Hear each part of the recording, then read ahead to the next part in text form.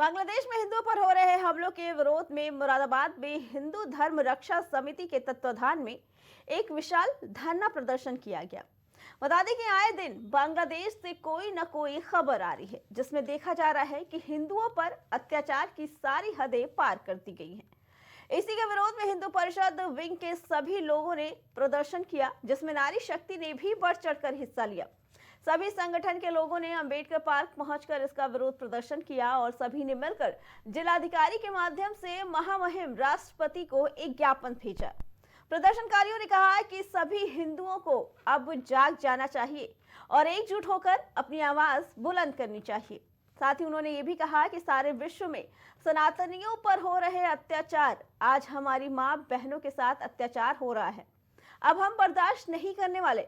हमारा भारत सरकार से आग्रह है कि वो अपनी शक्ति का इस्तेमाल करके अंतर्राष्ट्रीय नियमों के तहत जो दबाव इस मानव अधिकार हनन को रोकने के लिए संभव हो वो किया जाए।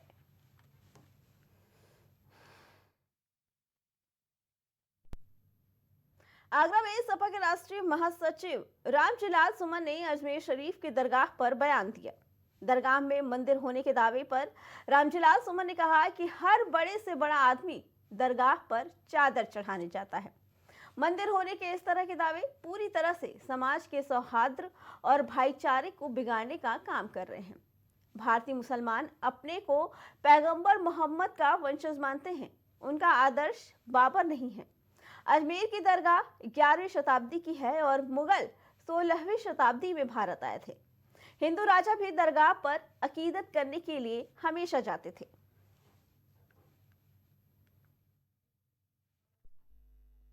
आपको हमने नोट दे दिया है और हम ये कहना चाहेंगे कि कुछ तत्व हमारे देश में सामाजिक सद्भाव को बिगाड़ने में लगे हैं। हमारी गंगा जमनी जो सभ्यता संस्कृति है उस पर हमला कर रहे हैं।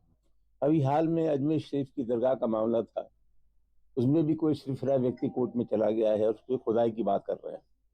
ये अजमेर शरीफ की जो दरगाह है, इस दरगाह पर दुनिया का कोई बड़े से बड़ा आदमी ऐसा नहीं है जो न गया हो। जब महात्मा गांधी हिंदुस्तान के भ्रमण पर थे, वो महात्मा गांधी भी अजमेर शरीफ की दरगाह पर गए थे।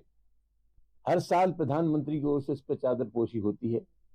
कोई गवर्नर, कोई चीफ मिनिस्टर ऐसा नहीं हो अजमेर शरीफ की दरगाह पर न गया हो। और हमारी तकलीफ वो ये है कि ये दरगाहें चाहे ग्रामीण अंचल की हो, आगरा शहर की अबू लाला की दरगाह, फतेहपुर सीकरी में सलीम चिश्ती की दरगाह, ये दरगाहें हिंदू मुस्लिम एकता की प्रतीक है। और मैं निश्चित रूप से कह सकता हूँ कि इन दरगाहों पर जो हाजिरी होती है उसमें हिंदुओं की संख्या कहीं ज्यादा होती है मुसलमानों से। तो वहां वो मन्नत मांगते हैं, ये उनका अटूट विश्वास है। तो आज सबसे बड़ा सवाल यह कि हमारी गंगा जमनी संस्कृति है, परस्पर भाईचारा है, हिंदू और मुसलमानों के साथ का जो रिश्ता है वो रिश्ते को कलंकित करने का कुछ लोग प्रयास कर रहे हैं। कुछ लोगों को तो सोते में बाबर और मुगल साम्राज्य दिखाई देते हैं। ये 11वीं सदी की दरगाह है। मुगल हमारे देश में 15वीं सदी में आए थे।